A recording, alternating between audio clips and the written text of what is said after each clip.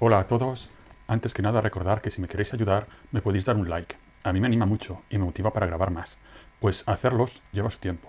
Si el contenido os interesa podéis suscribiros a mi canal y si activáis la campanita entonces os avisarán cada vez que haya algún vídeo nuevo. Me encuentro en Retortillo, el pueblo donde se encuentra emplazada la antigua ciudad romana de Julióbriga.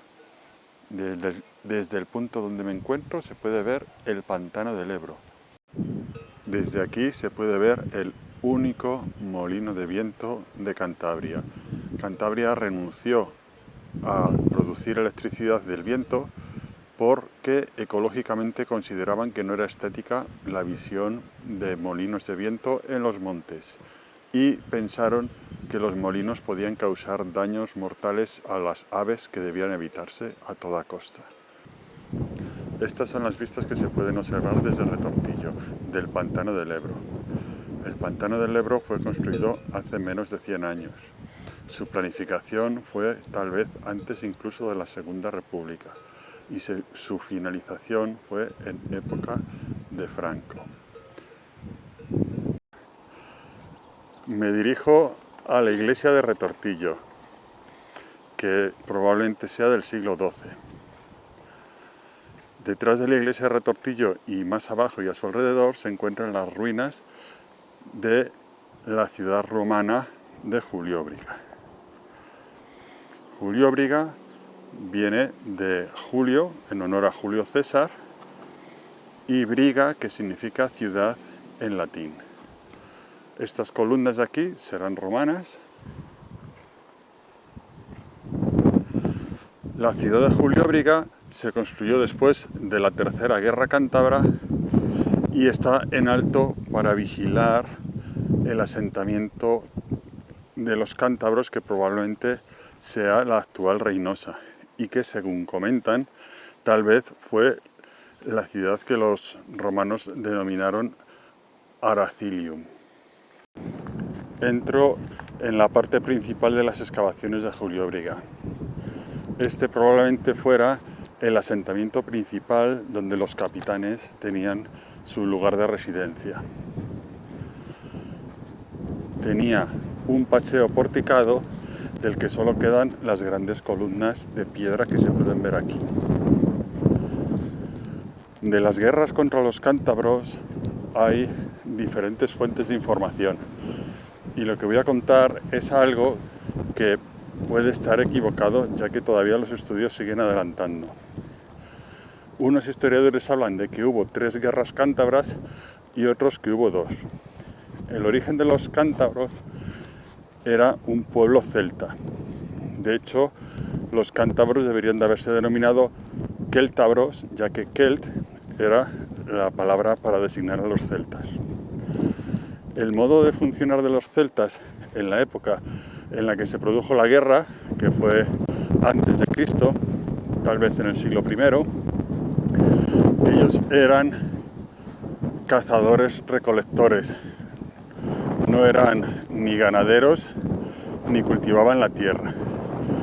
Y tenían sometidos al pueblo vaqueo. El pueblo vaqueo se encontraba en Palencia, la actual Palencia, y los cántabros tenían castros, lugares fortificados, cerca de Aguilar de Campo. Su tierra era más extensa que lo que es la tierra de Cantabria actual. Los vaqueos, cuando llegaron los romanos a la península ibérica, tenían la presión de los celtas cántabros que les robaban constantemente lo que ellos deseaban. Si bien el trigo, si bien el ganado, si bien las mujeres, les tenían totalmente sometidos y los cántabros de nacimiento eran entrenados para ser guerreros. Eran unos guerreros muy fieros y irreductibles. De hecho, de su belicosidad dependía su subsistencia.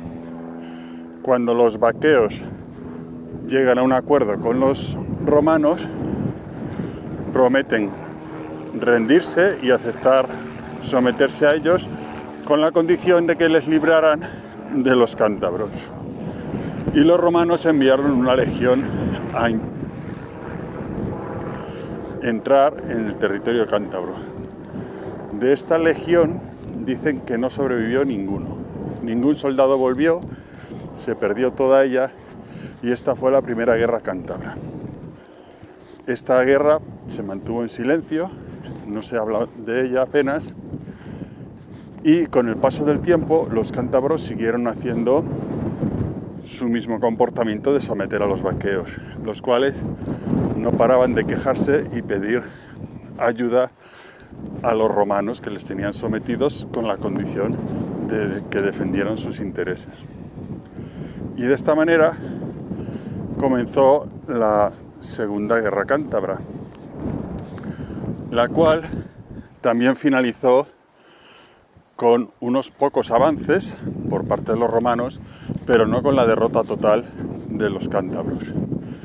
Los romanos mandaron sus legiones y con catapultas y mucha estrategia de combate lograron expulsar a los cántabros de los asentamientos que había cerca de lo que hoy es Aguilar de Campoo y de donde se encuentra Peña Amaya, que también era un asentamiento cántabro. Se firmó un acuerdo de paz con los cántabros de manera que abandonaron la proximidad que tenían con los vaqueos y de esta manera aparentemente el problema estaba resuelto. Sin embargo, pocos años después de las batallas que habían tenido contra los cántabros, que fueron bastante cruentas, fueron asedios muy duros con mucha maquinaria de guerra, todos los soldados que habían sido hechos prisioneros y convertidos en esclavos, todas las mujeres que habían sido convertidas en esclavos, habían asesinado a sus dueños y se habían escapado y habían regresado a Cantabria. Y los cántabros comenzaron de nuevo a hacer los hostigamientos a los vaqueos. De esta manera no resolvieron nada y además los romanos estaban obligados a vengar los asesinatos que habían cometido los cántabros contra ya ciudadanos romanos. De esa forma, con el emperador Augusto se organizó el plan definitivo de conquista de Cantabria, que consistió en establecer 3 legiones en la zona de Palencia y León. Una de la legión, probablemente con el símbolo del águila, dio lugar al nombre de Aguilar de Campoo. Otra legión con el símbolo del león daría lugar al asentamiento del actual León. Y la otra legión estaría en Astorga con el nombre de Astúriga Augusta, en nombre de los astures a los que iban a combatir, y el nombre de Augusto, que era el emperador que había organizado todo el despliegue militar. Augusto anteriormente tenía el nombre de Octavio y era un fiel apadrinado, protegido de Julio César. La guerra contra los cántabros comenzó mal para los romanos porque toda Cantabria era muy espesa, muy boscosa y prácticamente era imposible caminar y tener una batalla en un campo abierto.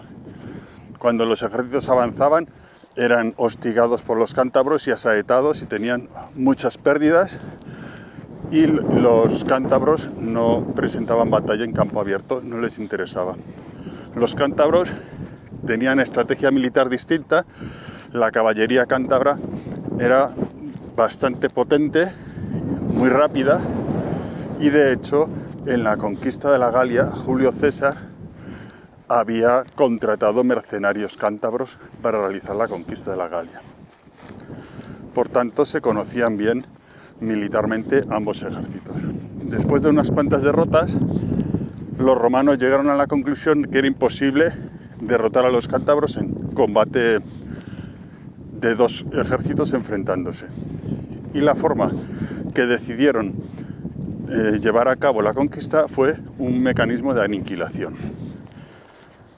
enviarían exploradores para descubrir dónde se encontraban los castros de los cántabros y mediante el asedio los derrotarían castro a castro. De manera que cuando encontraban la localización exacta de un asentamiento cántabro, las legiones comenzaban a construir una vía de la anchura aproximada de 4 hombres para que, con formación de tortuga, pudieran defenderse de los ataques de las flechas y las saetas. Esta vía tardaba mucho tiempo en abrirla y finalmente llegaban a donde se encontrara el castro, el cual rodeaban y sometían con hambre. El sometimiento era tal que normalmente no quedaba nadie vivo después de ese asedio. En algunas ocasiones, cuando el hambre era ya insoportable, los cántabros abrían las puertas y permitían que salieran las mujeres, los niños y los ancianos. Y los romanos tenían que decidir qué hacer con ellos. En algunos casos los convertían en esclavos y a los viejos seguramente los matarían.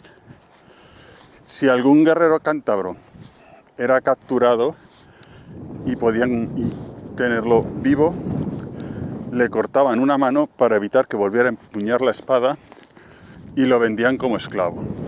Y se encontraron con la desagradable sorpresa que en los asentamientos cántabros había soldados a los que les faltaba una mano y habían aprendido a luchar con el otro brazo. La táctica funcionó bien. De hecho, se habla de una aniquilación del pueblo cántabro porque no se rindieron, muchos murieron de hambre, seguramente habría canibalismo dentro de los castros y cuando ya no podían más, en algunos casos intentaron romper las líneas del asedio y escapar hacia otros castros. Cuando terminó la guerra contra los cántabros, Augusto decidió no celebrarla. No hizo un desfile bajo el Arco de Triunfo de Roma porque habían hecho una auténtica aniquilación. Y de los cántabros prácticamente no queda nada de ellos. No conocían la escritura y su idioma no estaba emparentado con el íbero, aunque probablemente pudieran comunicarse entre ellos. Esta habitación grande sería el salón de plenos o el salón de reuniones, donde el responsable del asentamiento romano tomaría sus decisiones. Y podemos ver al norte que se encuentra la ciudad de Reynosa. El asentamiento de Julio Briga, por tanto, estaba vigilando la ruta que se dirige hacia el mar Cantábrico y vigilaba la orilla del río Ebro. Uno de los líderes de los cántabros se llamaba Corocota, fue el que aglutinó toda la autoridad en la guerra contra los romanos, la tercera, y cuentan de él que había luchado al lado de ellos en las guerras contra los galos. Corocota, por lo visto, tuvo la idea de prender fuego a todos los campos de trigo que había en Palencia, del que vivían los vaqueos a los que ellos tenían sometidos. Sin embargo, esto, en lugar de favorecerles, se convirtió en su peor enemigo, porque los romanos pudieron abastecerse a través de las vías que habían construido para acercarse a los poblados que asediaban y traían trigo de más allá de Palencia, mientras que los cántabros se quedaron sin alimento y perecieron mayormente de hambre. Todavía se están realizando excavaciones del asentamiento de Julio Briga. Estos de aquí parecen los más recientes. Me encuentro en lo que parece un palacio, ya que tenía un gran patio central protegido por columnas y un montón de habitaciones que daban a él. Es un asentamiento grande, propio de algún gran terrateniente.